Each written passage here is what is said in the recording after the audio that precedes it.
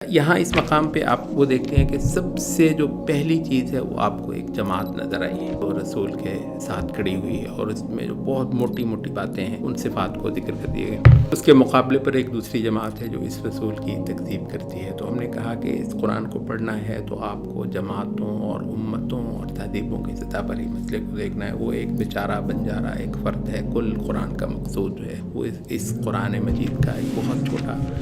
تعارف ہوگا۔ اچھا، اس کو ماننے والے جو ہے نا آگے پھر دو حصوں میں تقسیم ہو گئے، ایک ان الذین کفروا اور دوسرے جو ہیں وہ منافق۔ اصل میں یہ ایک جماعت ہے، دونوں ہی نہیں مانتے۔ ان کا اصل تعارف یہ ہے کہ نہیں مانتے ہیں، انہوں نے رسول کے دامن کو نہیں تھاما ہے۔ بس فرق یہ ہے کہ ایک کو جرت ہوئی کہ اس نے بالکل انکار کر دیا، اور دوسرے کو یہ جرت نہ ہوئی تو اس نے ظاہر یہ کر دیا کہ ہم مانتے ہیں، اور اس وجہ سے اس کا اب ایک اور کردار ہو گیا۔ تو اس لحاظ سے صرف یہ 3 جماعتیں بنی، ورنہ اصل یہی ہے۔ اچھا، یہاں پر قرآن مجید کے بالکل آغاز میں، کیونکہ بہت ساروں نے کہا کہ ویسے سرے سے قرآن مجید کا آغاز سورۃ البقرہ سے ہی کیوں کیا گیا، یہ جو مصحف کی ترتیب ہے، حالانکہ تنزیل کی ترتیب تو مختلف اور ہے نا، تو وہ سورۃ البقرہ سے ہی کیوں گیا؟ سورۃ البقرہ آپ کو پتہ ہے احکام کی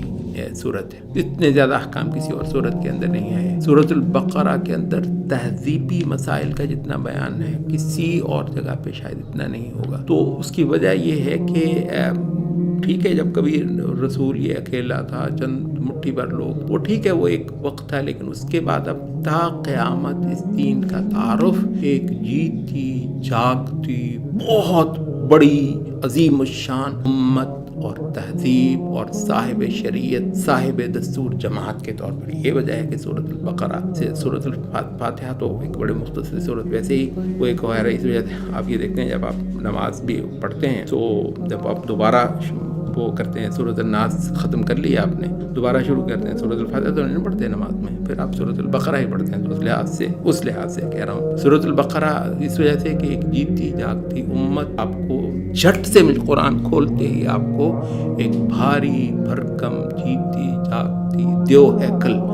انسانی جماعت خدا کا، وہ آپ کو قرآن کھولتے ہی ملتی ہے۔ کیونکہ اگر ایسا نہ ہوتا،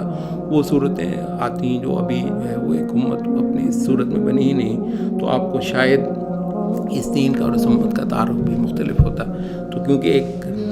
ایک جگہ پر پہنچا دی ہے رسول اللہ صلی اللہ علیہ وسلم، اور انشاءاللہ قیامت تک اس کی یہ حیثیت رہنی ہے، تو یہ وجہ ہے کہ سورۃ البقرہ جیسی ایک سورت سے ہی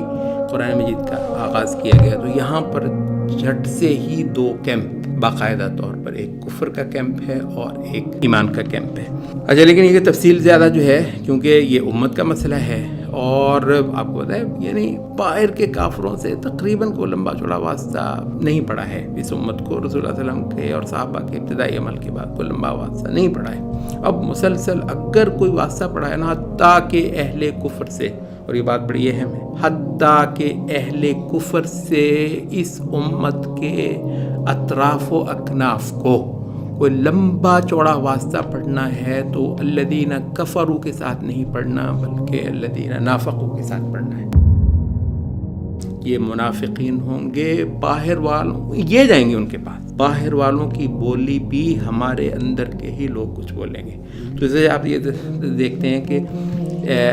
الذین کفروا کا جو ہے نا بہت چھوٹا بیان اس کے اندر سمیٹ دیا گیا،